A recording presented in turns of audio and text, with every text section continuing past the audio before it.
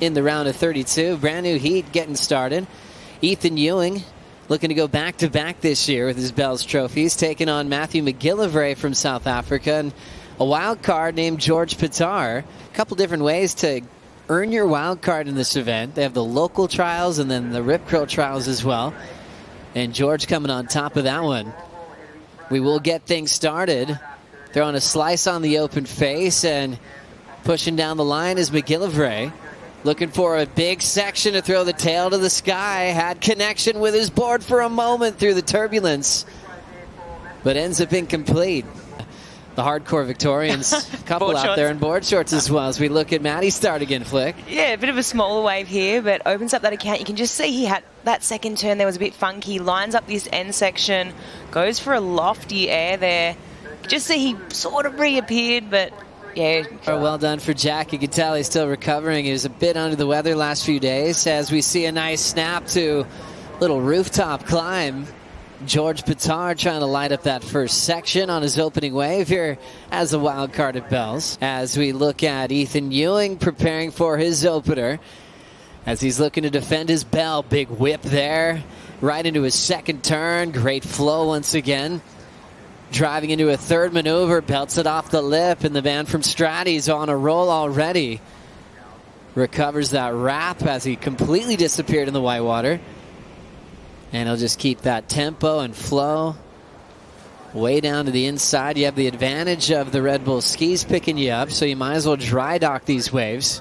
Back to this one, Flick. Yeah, beautiful pace on this wave and an amazing read. This was a smaller wave, but great wave selection. You could see that this wave just kept standing up. It had a really nice steepness to it the whole way through. Smaller wave, but just surfed it really beautifully. I was just really looking forward to seeing him open up his account. And yeah, just that silky smooth, and to kind of just block all that head nose out and actually go and do it and let your surfing do the talking is so hard to do. So yeah, it was a super special win for Ethan last year. And you can tell he wants more as we lock in with Matty McGillivray, his second wave of this matchup. Trying to find some lines to work with. A lot of foam on the face there as he trims it. Setting up a bottom turn. A little more of a wall to work with that off the top. Carving through on the open face, end section approaching, and McGillivray heading that direction. Hits it hard, and the South African rides away. One more look here at that last exchange. McGillivray getting his best number so far. Yeah, this wave here had that little bit of texture on the face, quite a bit of foam to deal with. It makes that board really, really kind of bauble-y on the face of the wave. You can sort of see it here. Starts to steepen up through this inside section. That was a better turn there. And kind of, you just see this whole wave, you just didn't really have that real nice one clean face moment. But with 12 minutes on the clock. Next wave setting up for Ewing. World number 2 with a speed turn, almost getting taken down by the whitewater. Now looking to just fade, find his pace again. Nice clean arc for Ewing. And now heading for a big end section maneuver, hits it off the top and rides away. Not the easiest run from start to finish, but managed to find his feet. Here we have a look at Ethan. You just see, just pulled that roundhouse a bit short there into that second one. I just love his style there. The way that he's able to just open up his arms, it just looks so beautiful to watch. And just sort of waiting for this inside section. He knows he hasn't had a steep section yet, and he knows that a lot of points are going to come from probably this last section. This was really well timed. That last section there can be very, very difficult to hit. Sometimes you got a little bit of backwash to contend with. George Pittar, the wild card from Manly Beach, getting this one going. Driving off the bottom, nice wrapping turn to start. Needs a 6-4-3 to move into the top 2. Another whip in the pocket there from George. Staying connected. And now winding up off the bottom and absolutely ripping that section off the top. Good timing with a lot of speed and power for George to finish. Yeah, that was a really, really well surfed wave from George. Miguel, I think, to Ramsey, they were dropping 6s and 7s. I mean, as we reflect here, he surfed this wave really well. Beautiful arcing turn there. Really well timed. Goes straight up into this roundhouse carve. You can just see this wave here, just this height sort of lacking, and just that steepness to this wave. Brings it through to the inside. Finishes it really well, but I don't think it's going to be that 6.47. He's obviously only got a 0.8, so it's a wave, it's a start, but he's still going to need another wave after this one. I think, you know, you got to be thinking that Matt and Ethan are probably going to get another roll of the dice here as well.